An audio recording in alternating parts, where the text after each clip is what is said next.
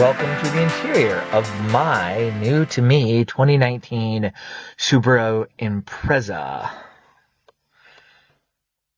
So I was driving a 1997 Subaru Legacy Wagon, and circumstances led to me getting this car. But I wanted to go through a little bit with this car to show you why this car is not exactly base.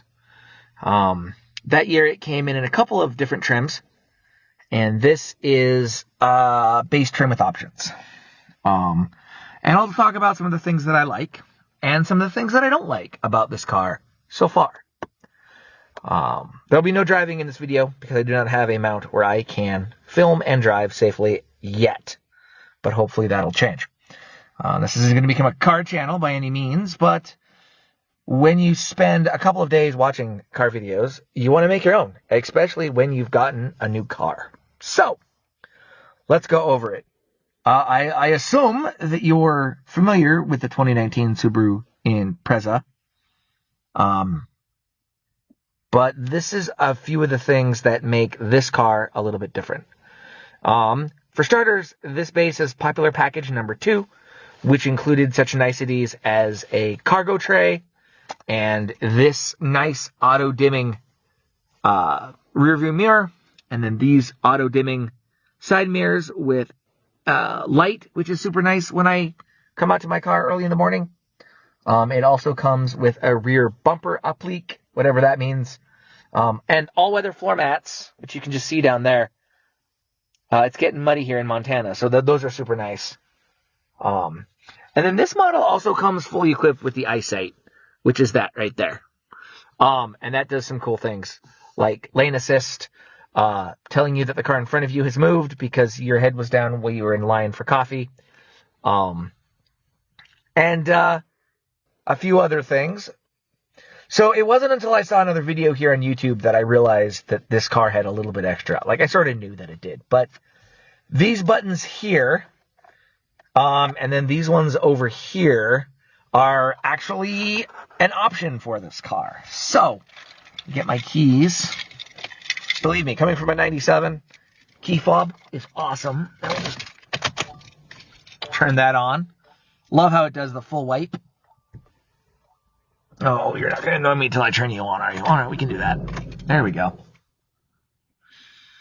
All right.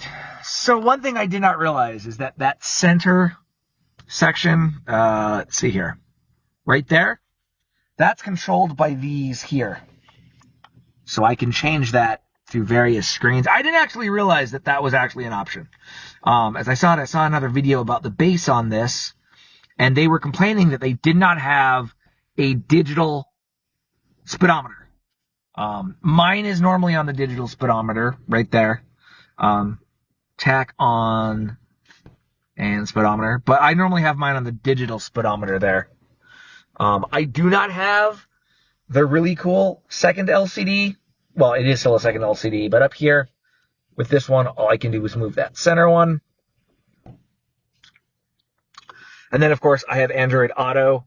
If I plug my phone into the car, or it's just Bluetooth connected, meaning I can listen to my YouTube videos while I drive. So I got this car with just under 21,000 miles. I've put a little bit more on the car since then, just kind of driving it around, and I really like it. This is my first car that I've ever had that had a CVT transmission, and I will admit that I was wary of CVTs, but after doing a little bit of research, it was definitely the earlier CVTs that had the issue, pre-2015.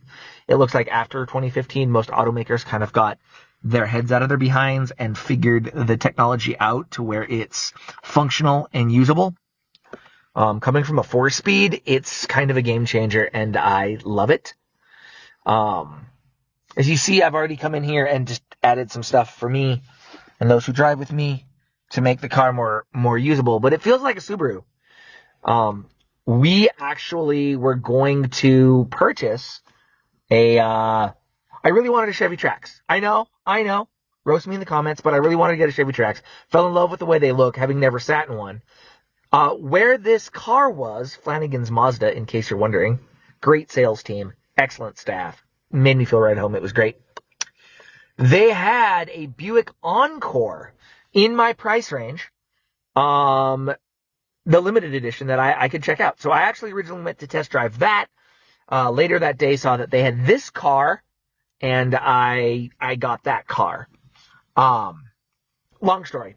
But the lady and I decided that we were going to check out that Buick Encore. So we went and we sat in Buick Encore, and it was awful. We felt very tight and confined. The car itself didn't feel very inviting. It wasn't what we wanted. And then we sat in the Subaru, and it felt like sitting in our 97, basically. All the controls were in the same spot. And that's something to be said, that comfort of being able to go pretty much back to what you're used to. For me, the big thing was, when I was test driving the car, I reached down to my stock here to, I forget what it was. I think I went to turn the rear wiper on. And that's exactly in the same spot as I expected it in, right? It was a little thing, but everything is pretty much where I expected in this car. And that is huge because I've been driving my other car. I got my other car with about 80,000 miles on it, I think. And we ended up with 214,000 miles on it. So we put miles in that car. And, we drove it to California. We drove it all over the place. And we were really used to it. But I really like this car. One of my favorite things is when you're driving with a CVT, you're never out of gear. In the 4-speed, you could be up a gear when you didn't mean to be. Add the gas, nothing happened, you're waiting. Put me in a couple of dicey situations. But with a CVT, I'm never out of gear. If I need to go, I will go. Not necessarily quickly, mind you, but I definitely will go. And there's just a lot of little niceties that I really like about the car. The cargo area is awesome. The fold-down split rear seats really open this up. This car was purchased by, I believe, judging by the sticker on the front, LTI Media. And they are a production company based out of Billings. And they bought it as a fleet car. And it lived with them for about 10,000 miles. And then it was sold back to Subaru. And then Subaru sold it as a pre-owned car to a private individual who then wasn't driving it and sold it to the dealer, and that's where I picked it up. The car had not been detailed when I first called about it, but by the time that I arrived, it had been done. And we sat in this thing and we were like, this is our car. This is what we want. You shouldn't really jump at the first thing that you see, but we know Subarus. We like Subarus. It does have, of course, the asymmetrical all-wheel drive. It doesn't have the lift of the Crosstrek. And I can't tow with this car unless I want to avoid my warranty, which I definitely don't. I did get a lifetime warranty through the dealer that I bought it from. But we have the Suburban, and my father is willing to let me use his truck to tow my sailboat. So although I can buy a hitch for this and I could put a hitch on this and I could probably safely tow with this, we're not going to because of that lifetime warranty that the dealer gave me, because that's just a good thing to have. So I have put, at least in this trip, 513 miles plus about 200. So we're now at 21,145. I am due for service at 25,200 or the 22nd of July, whichever comes first. So that's pretty cool. But I have a year of scheduled service through Flanagan's.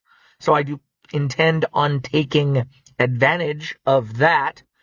Some of the things I like. So this is, of course, being my first CVT. In my 4-speed, I had park, reverse, neutral, and then I had drive 3, 2, 1. So I actually had the ability to put it manually into 3, 2, and 1, which was awesome. Engine braking down hills, stuff like that. Just locking it in first. That was really nice. I don't obviously have an option in a car without gears, but I do have the low setting. And I do use that for engine braking down hills. It's great. It is absolutely lovely. You're doing 55, 60, pop it over into low, and you'll hold 55 all the way down the hill. If you live in Western Montana, you know why that's important. And that has been really, really nice. One thing that I know they changed for 2024 is that this is now one screen. The dials are gone. It's one screen. I'm very happy to have my 2019. I like having these individual dials. That's important to me. I don't want to have to be, hitting a touchscreen in order to change my climate controls. I like in my climate controls that I have these middle sections. I can go defrost and then in between defrost and then foot and defrost and then in between. Like, I have those middle ones, and that's really nice because then you can set it just so. This did come with the option of heated seats, heated steering wheel, automatic climate control. I don't have those in this car. All I have is a really nice steering wheel cover and my own brain to figure out where my heat needs to go. But that is also really, really nice. So, in the time that I've driven it, this is an excellent car. It does exactly what I want. It has enough tech that keeps me interested, but it doesn't have enough that, I get overwhelmed or anything like that. I generally drive with all the safety things on because they're there for a reason, and it makes me a better driver. I was watching a review of a car like this, and they were complaining about the lane nanny, and my reply on that video was, it's funny, I just stay in my lane, and then it doesn't make any noise, which is kind of nice. But this is definitely, as far as a used car value goes, really, really nice when you get, if you're lucky enough to get it low mileage like mine. Right now, where I live, you can't really find a Subaru under about 50,000 miles. Under 100,000 miles is more common, right? You're 100,000+ miles, because where I live, people love Subarus and they drive them until they break. Or, they can actually get a new car. So you see Subarus with anywhere between 150 to 200,000 regularly here. And they can still command a relatively premium price. Now, for the price I paid for this, I theoretically could have gone to the dealer and gotten a brand new 2023. But I don't think that would have been any true improvement on this. And also, I wouldn't have the powertrain warranty that I had with that. I mean, that, to me, is the peace of mind. The biggest issue that I have with the Subaru is the CVT transmission. I don't know about them. Apparently, after 2015, they become very reliable if you remember to maintain them. Mr. Subaru has been great for my learning about that. But, being able to do that maintenance or being able to have that covered is awesome. So that makes me happy. But everything about this car, I really, really like. It's pretty, it gets the job done, right? And it does it with no muss, no fuss.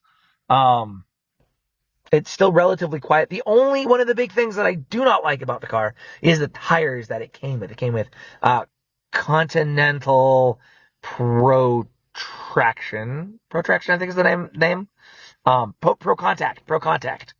And they are rated for light snow, which doesn't do me,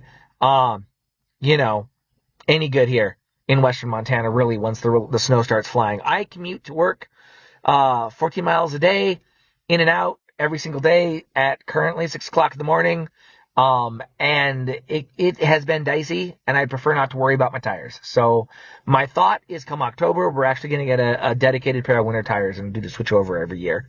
Because the tires I have still have 60 to 70% of their tread, and they'll be good for 3 seasons. And then during winter, I will switch my tires over and use them for 3 seasons or so before I need to replace them. And then at that point, my other tires should be well worn in, and I'll be able to move to a set of snow rated all seasons, is my thought. So I have a